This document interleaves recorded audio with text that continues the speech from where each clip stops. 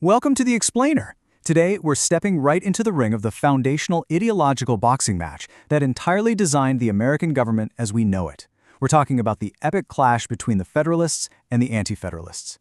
If you've ever found yourself wondering why American politics feels like this endless, exhausting tug-of-war between local control and national power, well, you are in the exact right place, because this isn't just history, this is quite literally the operating system of the United States.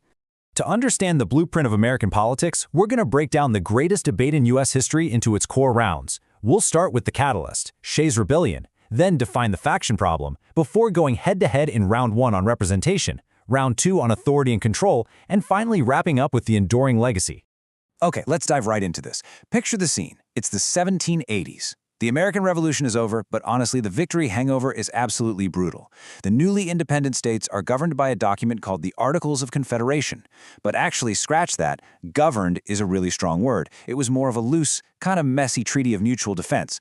True unity across those 13 colonies was mostly an illusion. There was no executive branch, Congress had barely any power, and the country was just drowning in post-war debt and rampant inflation. The individual state legislatures were the ones really calling the shots, and it was chaotic. So how do you stop a rebellion without destroying liberty? That chaos reached an absolute boiling point in 1786. Enter Daniel Shays. He and a group of deeply indebted, desperate farmers in western Massachusetts were facing eviction and debtor's prison. So they did what they'd literally just learned to do during the Revolution. They rebelled. They took over local courts by force, and the federal government was completely powerless to stop it. A state militia eventually had to step in and crush Shays' rebellion, but the whole event utterly terrified the political elites. It forced a terrifying question: how on earth do you maintain order and stop a mob without recreating the exact same British tyranny you just fought a war to escape? This exact crisis is what brought our debaters to the stage. In one corner, we have James Madison, Alexander Hamilton, and the Federalists. They were profoundly spooked by the so-called social leveling and the populist uprisings that the Revolution had unleashed. Madison actually spent months locked in his library, studying ancient confederacies, just trying to figure out why they all failed. And he concluded that the new nation absolutely needed a strong, centralized federal government to protect against anarchy and the tyranny of local majorities. For Madison, the ultimate disease of any democracy was the faction. He defined a faction as a group of citizens, and this could be a majority or a minority, who place their own narrow self-interest way above the rights of others or the good of the whole community. Madison believed the causes of factions are just woven right into human nature. People naturally disagree over religion, politics, and especially the unequal distribution of property. Debtors versus creditors, exactly what we just saw in Shays' Rebellion, was the perfect, terrifying example of a faction actively at work. Passion never fails to wrest the scepter from reason. And wow, does this brilliantly illustrate the Federalist mindset. They were deeply, deeply skeptical of pure, direct democracy. Madison famously pointed out that even if every single citizen in ancient Athens had been as wise as Socrates, their assembly still would have been a mob. Because when people gather in massive groups, passion just takes over. For the Federalists, the goal wasn't to empower the passions of the people. It was to build a system that could somehow control them. So, how do you build a government that actually controls those passions? That brings us to Round 1, representation, filtering versus mirroring. We're looking at two totally incompatible visions here. The Federalists championed a representative democracy that was specifically designed as a filter. They wanted really large voting districts so that only prominent, established, and theoretically dispassionate elite leaders could actually get elected. They wanted these elites to filter out the selfish, knee-jerk demands of the masses. On the flip side, we have the Anti-Federalists, like George Mason. They argued that representatives absolutely must mirror their constituents. They demanded small electorates, frequent elections, and leaders who lived directly among the people, feeling exactly what they feel on a daily basis. To the Anti-Federalists, that Federalist filter just looked like an elitist aristocracy trying to seize control. And this ideological clash led to Madison's most radical genius theory, famously laid out in Federalist No. 10. Prior political philosophers, like Montesquieu, basically said republics only survive if they're small. Madison completely flipped that entirely on its head. He argued for an extended republic. By making the country massive, you take in this huge variety of parties and interests. It becomes statistically nearly impossible for any single faction to form a majority and dominate everyone else.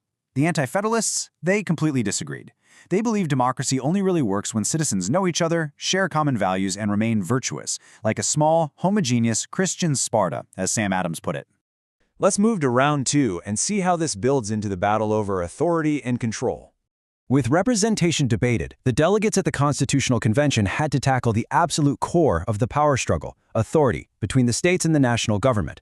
Madison showed up to Philadelphia practically obsessed with this idea called the federal negative. He believed state legislatures were totally out of control, passing unjust laws, trampling minority property rights. So his solution? Give the new National Congress the power to veto any law passed by any state. He wanted the federal government to step in as a disinterested umpire, neutralizing local factions and preventing states from acting like independent empires within the nation, a concept he called imperia in imperio. Now, what's really interesting to consider here is the sheer scale of what Madison was proposing. Imagine hundreds, literally hundreds, of everyday local laws across all the different states. We're talking about laws regulating where a butcher shop can open, how high a fence post should be, or local tax rates.